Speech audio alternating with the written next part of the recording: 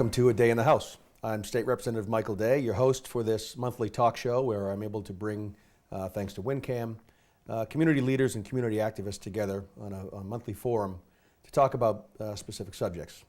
This is the April broadcast, and we'll be talking about sexual assault, sexual violence, and domestic violence in light of the fact that April is Sexual Assault Awareness Month. I've got a full panel today, but I want to introduce my first guest, Linda Leis, who's a domestic violence victim advocate. Linda has been employed by the Stoneham Police Department as a domestic violence victim advocate since 2009. As a victim advocate, Linda also serves as one of the Woburn high-risk teams, helping to oversee the response to domestic violence cases that have a high risk of being lethal. She serves on the board of directors for the Stoneham Alliance Against Violence, an organization she helped create in 2005 to help raise awareness about domestic violence, sexual assault, and dating violence by raising funding to provide educational programs and events, as well as a resource for victims looking for support. Linda, welcome. Thank you, Mike. And thank you for joining me. And thank you for the work that you do in our communities. It's hugely important, and the role you play is irreplaceable, frankly. I was wondering if you could help just kind of, it's always a tough subject to talk about, sexual assault, sexual violence, and you've been enmeshed in it for quite some time now. Could you just give us a little background as to how you came to be involved in this area? Back in 2005, there was a group of people from Stoneham who felt there was a big need, and people weren't aware of the need necessarily other than this group. One of them was Sister Mary Lou from St. Patrick's Parish, who had been having victims stay on her couch in the convent when the convent was in Stoneham, and she kept saying there's got to be a better way to help victims, and also just educating people and raising the awareness in the community. So she helped to form a group of us to come together to educate ourselves as well as to reach out to the community. And from there we became a nonprofit, and we have different people from the community on the board. We have police as well as business and parents and teachers and who serve on the board so that we can look at what we can do for people in the community. So some of it is providing resources for them to access when they're in a situation where they're trying to either flee, so looking for shelter. We've even sometimes found funds for them to at least get a night in a hotel till they can figure out where they can go. We've also done programming in the schools. We raised funds so that we could bring programs to our schools to help raise awareness. So all of that kind of snowballed from there, and we've worked with other organizations as well who are doing similar things, like the Melrose Alliance Against Violence and the Wakefield Alliance. We've collaborated on different projects together because funding is kind of scarce, and so we try to make the best use. So all our funds go to helping doing programming. Right. And I know on a first-hand basis, having dealt with this in my legal career, domestic violence situations, from where I'm sitting, we've come leaps and bounds in a very short period of time, I think, relatively speaking, from when I started my legal career in 2003 and began actively working on 209A restraining order cases to where we are now. The knowledge base, not only in our courts, I used to have to educate the judges quite a bit about why a restraining order should enter and what the legal standards were, to now where the police forces are in responding to these types of calls, to where society is, frankly. And we're not calling victims anymore. We're calling them survivors because they've come forward themselves and kind of reclaimed their lives. Could you talk to us a little bit just about your experience with the Stoneham Police Department? Well, through my work through the Stoneham Alliance, the Stoneham Police Department, I worked closely with the police officers, and they were able to get a grant, first a burn grant, that helped pay for a position to come in and work with victims directly in the police department. So that's when I came on board back in 2009, and then we also got a VAWA grant, which is a federal grant for women who are, or not just for women, but for survivors of domestic violence, and to help with different programming. And through that, we also formed a high-risk team. And high-risk teams are a fairly new thing. The Jeannie Geiger Center out of Newburyport was responsible for starting that. It's become a national thing now, where a group of, it's law enforcement as well as social service providers who deal with victim or survivors of domestic violence, as well as the defendants or the abusers themselves. That might be parole and probation and all of that. We all come together and we work on providing special attention to make sure that some of these cases don't become lethal. So that's the whole idea of a high risk, is that we identify cases of domestic violence that could potentially become a lethal situation. And we've seen enough of those in the news to know that that can happen very quickly. Sure. And that, potentially is because, one, again, police departments are pretty, straight out in what they can and can't do. I'm in a unique position as that I can help follow up with cases that they see. So every day I go through all the incidences that come across my desk for domestic violence, and I assist in whatever officers weren't able to do. So maybe help them find shelter, Right. help them find legal aid, help them, perhaps find a support group. Sometimes I've even helped people find a shelter for their pets, because that's also a big thing in Yep. domestic cases, is that a pet can become, used. The target. Yeah, Yep. so I've actually found that. So because a lot of people won't leave in that situation because they don't want to leave their pets behind. Right. So we try as much as possible, and also to just empower survivors to say, what do you want to do? Here are your choices. Because they've already been, a lot of their free will has been taken away from them. Yeah, a lot of the work I did on that, a big adjustment for me was realizing that, you can help somebody so far, and then they may end up going back. And it was incredibly frustrating going through the process, getting them to court, getting them in front of the judge, having them build up their own courage to speak about the incidents. And then you find out in a few weeks later, they've gone back. And we went through a lot of trainings about how you deal with that sort of thing. And the one thing that was really difficult for me to let go of was the case. And to say, sometimes people may go back, and Yep. it'll take a little while longer to get back out Yeah, of it takes up to 7 times of Right. trying to leave before, a survivor will actually leave a situation. And it's there are a lot of reasons, a lot of times it's their children, financial, Yep. and the evil or, the devil they know is sometimes better than what they don't know, and Yep. they feel more comfortable. I know how to deal with that. I don't know how to deal with being on my own. Right. So I do a lot of hand-holding and just listening.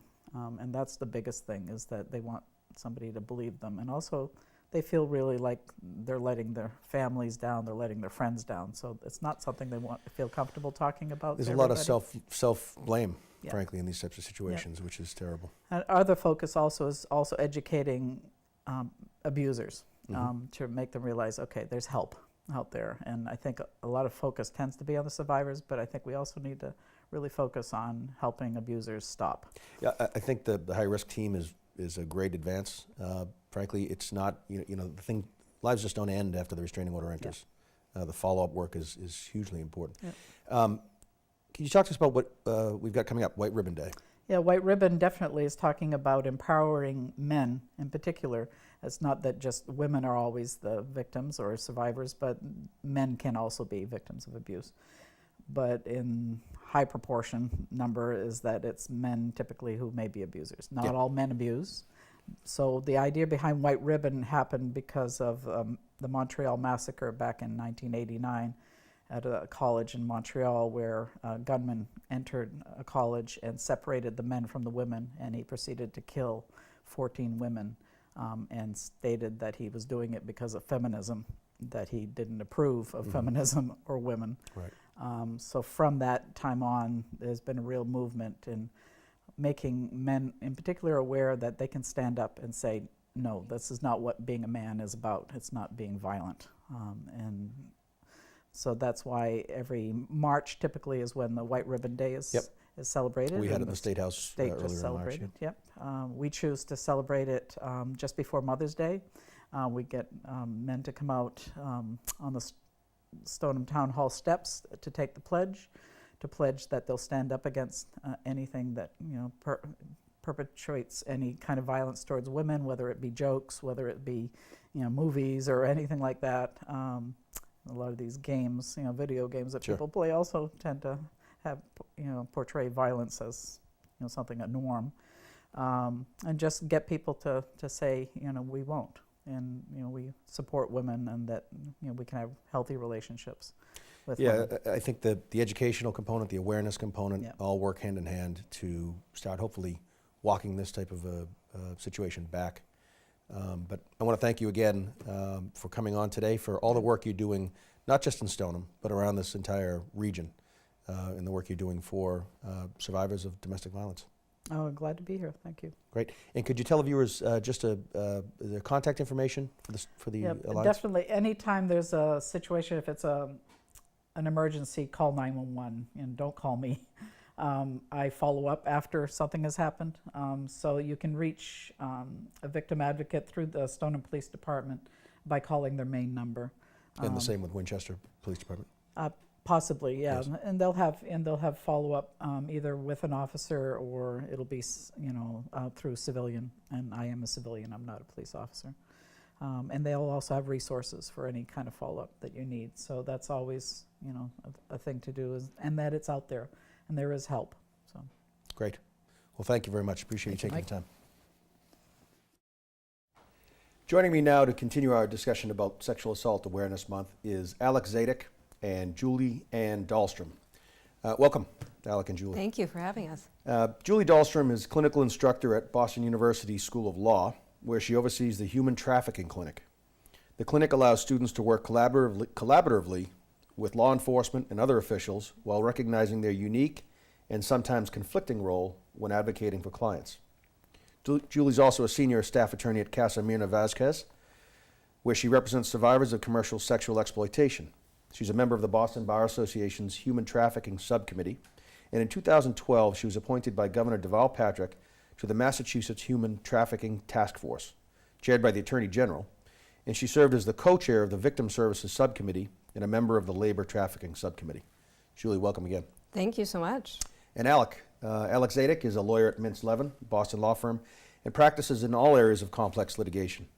Alec has experience litigating disputes at trial and on appeal, and while serving as an assistant district attorney in Suffolk County, Alec authored several appeals vital to the prosecution and sentencing of sex offenders, including the Commonwealth versus Maker, which was decided in March of 2011, which he successfully argued before the Massachusetts Supreme Judicial Court.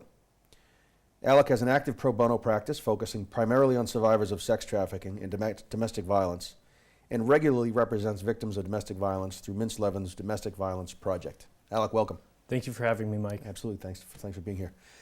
So Julie and Alec, we've been working together recently on some legislation that, with your assistance, I was able to file in the State House. And I was hoping you could tell the viewers a little more about the legislation itself and about the background of it.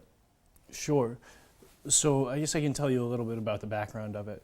About 5 or so years ago, I was volunteering through Mintz Levin's pro bono program to work for a survivor of sex trafficking who was seeking to have her record sealed. And at that time, she had disclosed to me about all of the trauma that she had suffered, and it became apparent that sealing her record would just cover up the wrongs that had been done to her in the past, because she had numerous prostitution-related offenses that she was forced to commit, and they were on her criminal record. And so instead of trying to seal her record, we tried to vacate it. And it took a substantial amount of time to do, but eventually we were able to argue for her for post-conviction relief. It was a complicated process. It took about 18 months, and there was a lot of time and resources spent to do it. In Massachusetts, it's very difficult to have that outcome. In many other states, I think about 30 of them, there's legislation that's been passed so that you can do it quickly. And so over the last couple of years, Julie and I have been talking about having legislation like that in Massachusetts, and we got together about 6 months ago to draft proposed legislation that would get Massachusetts up to speed as many of the other states and let people do this quickly. When you say vacate, just for the viewers who aren't lawyers, what do you mean by vacate a conviction? Essentially, vacatur is like pressing the reset button. Yep. So it isn't as though it's going to erase that criminal conviction, but it really is going to allow the court to relook at the evidence. And we hope, if this bill moves forward in terms of sex for fee and prostitution-related cases, it would allow for those cases to be dismissed, which we think is profoundly important. As you know, too often you see these very simplistic narratives of rescue and in sex trafficking movies. Right. but it often is not so complex. There are profound barriers that are present for women exiting out of the sex trade. Criminal justice issues are just one of them. Housing, there's a myriad of others. And so this would just move us a step further in that process to allow survivors to move forward with their lives, to find real employment, and to exit out. And I think it really is an important step. So many states have already taken that step, and we are the next one, I hope. Yeah, I hope as well. April, again, being Sexual Assault Awareness Month, it's really about power. Sex crimes, sex violence is really about power. Tell us about some of the challenges you have in that kind of prism of dealing with sex trafficking cases and individuals who are involved in it. Sure. So through Mintz Levin's pro bono program, I've represented a handful of survivors of trafficking, and every case is different, and the trauma that everyone has suffered is different. But in each instance, all of my clients have been women, and they have all suffered force, severe trauma, and were coerced and forced against their will to essentially have sex with men.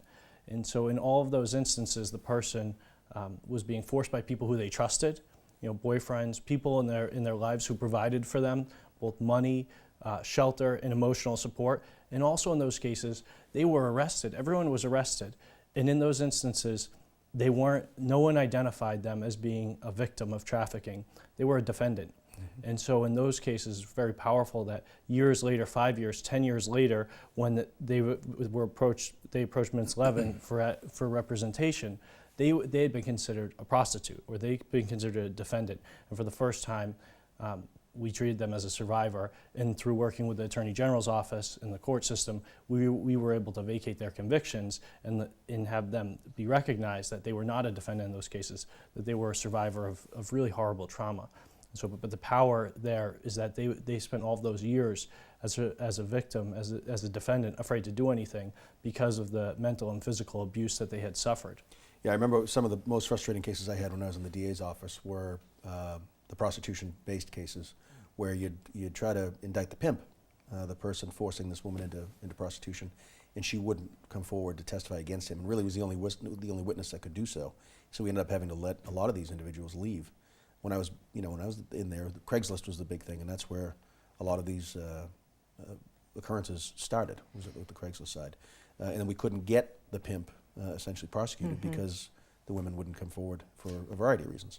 No, and I think one of the things that is exciting is that there has been a sea change since Massachusetts passed human trafficking legislation, and so there are additional tools for prosecutors, but I think the challenges remain in terms of women really feeling like they're in a position to step forward. And that's one thing that this bill would do, is allow them to really move forward with their lives and potentially be in a position where they could cooperate if they decide to do so. We've seen, when you hear of sex trafficking, you think of, as we talked about earlier, Boko Haram, where this horrific incident occurred. 200 and some odd girls were taken away and sold, presumably into sex human trafficking situations. We saw 15 of them appear in a video recently that shows that they're still alive, but presumably still trapped in these types of scenarios. You don't often think of sex trafficking as a problem here in America, certainly here in Massachusetts. I think the Attorney General just released a statistic saying that there were over 60 reported cases last year alone on that. What are some of the challenges on that end that you face in your line? So I think you are correct. I mean, really what we're seeing largely is U.S. citizen women from our own communities who are aging out of our own systems, often placed in Department of Children and Families care, and really have, when they turn 18, have the choice of, getting engaged with a boyfriend who may end up being a pimp or being homeless.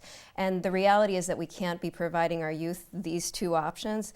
And then when they choose that, the boyfriend and are subject to exploitation, there are very few resources for them, especially if they're over 18. And so I think the overall goal is to provide real options, real supports at that point, so that there is a way out. I want to thank you both for the work you do in this area. It's again, hugely important work that needs to be done. We've got a lot more to go, obviously. Yes. But could you tell viewers how they get in touch if there's a scenario where they want to reach out? Tell us a little bit about Casa Mirna, and then some contact information for the viewers, if you would. Right. So I always encourage people to call. There is a National Human Trafficking Hotline, and that's a great number because they connect people to resources like us in the state. If they are a trafficking survivor or seeking supports, they could always contact Casimirna or I'm sure Mintz Levin directly. But I think for us, the National Human Trafficking Hotline is the best number to call, other than 911. Great. And I know, having been there at Mintz, we get a lot of referrals through legal services. So Greater Boston Legal Services is an avenue for them to reach out and seek assistance. Yeah, and in some instances, it's fine also to reach out directly to Mintz Levin, which with all of the publicity about sex trafficking lately, we've actually had some people reach out directly for representation and post-conviction relief. Great. Well, Alec, Julie, thank you again Thank for you coming so on. much. I really appreciate Thank you for it. having us. Thanks. I'd like to thank my guests again, Linda, Alec, and Julie, for joining me here today. As you've heard from our discussion, April is Sexual Assault Awareness Month in the United States. It is a time when we seek to raise public awareness about the frequency of sexual violence. Sexual violence is not a new phenomenon. Since the beginning of time, it has been used as a means to exert power and control, to dehumanize, humiliate, and subjugate. Sexual violence is not an easy subject to discuss. It is, in any form, the most personal and the most violative of any crime someone could commit. Sexual assault, rape, and domestic violence are all heavy terms. They make people uneasy. These crimes, though, are too prevalent to ignore. A recent statistic shows that someone is sexually assaulted in the United States every 107 seconds. Stated in a different way, a study concludes that conservatively, approximately 1 in 6 women are sexually assaulted in their lifetimes. I say conservatively because other studies put that number closer to 1 in 3, as this is a crime that too often goes unreported because of a number of factors, including shame. There is a persistent myth in our society that sexual violence is committed by strangers, assaulting drunk, scantily clad adult women who put themselves in dangerous situations. This is false. 82% of sexual assaults are perpetrated by someone the victim knows. 44% of victims are under 18 years old, and an incomprehensible 15% of victims of sexual assault are under the age of 12. Also contrary to public belief is the fact that women are not the only victims of sexual violence crimes. 1 out of every 33 men in America is sexually assaulted in his lifetime. Although this number may be eye-opening to you, it is generally accepted to also be a very conservative number because these crimes are also far more likely to go unreported. Some studies put the number of men who are actually sexually assaulted in their lifetimes at 1 in 10. What is not disputed is that the majority of perpetrators of sexual violence are men, whether that crime is male on female or male on male. That is why it is so important to recognize this month as Sexual Assault Awareness Month. We must educate ourselves and our next generation of young men about the importance of respect, consent, and what truly constitutes a healthy relationship.